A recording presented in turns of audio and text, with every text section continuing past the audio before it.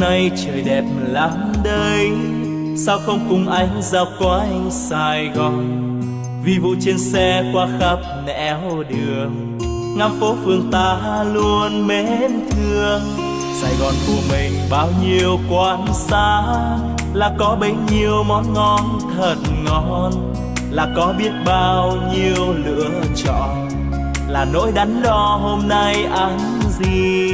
Sài Gòn dịu dàng gom bao nỗi nhớ, đi đến nơi đâu cũng mong về mau. Thương lắm quan quen đôi ta vẫn hẹn, yêu lắm những con đường ta từng qua.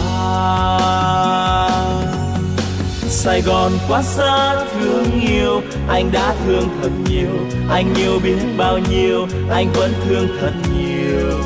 Ôi yêu biết bao nhiêu.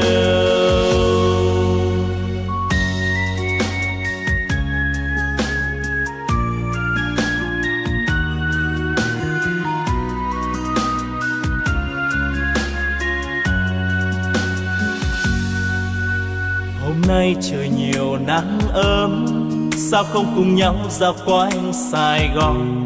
Bon bon trên xe qua muôn nẻo đường, ngắm phố phường ta luôn mến thương.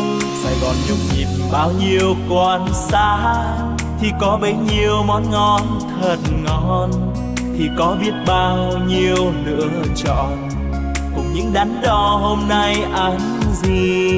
Sài Gòn nồng nàn gom bao nỗi nhớ, đi khắp nơi đâu vẫn mong về mau. Thương lắm quan quen đôi ta hò hẹn, yêu lắm những con đường ta đã qua.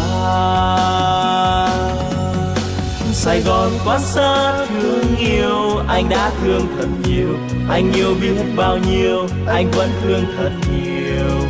Ôi yêu biết bao nhiêu, anh đã thương thật nhiều, anh yêu biết bao nhiêu, anh vẫn thương thật nhiều. Ôi yêu biết bao nhiêu, anh vẫn thương thật nhiều. Ôi yêu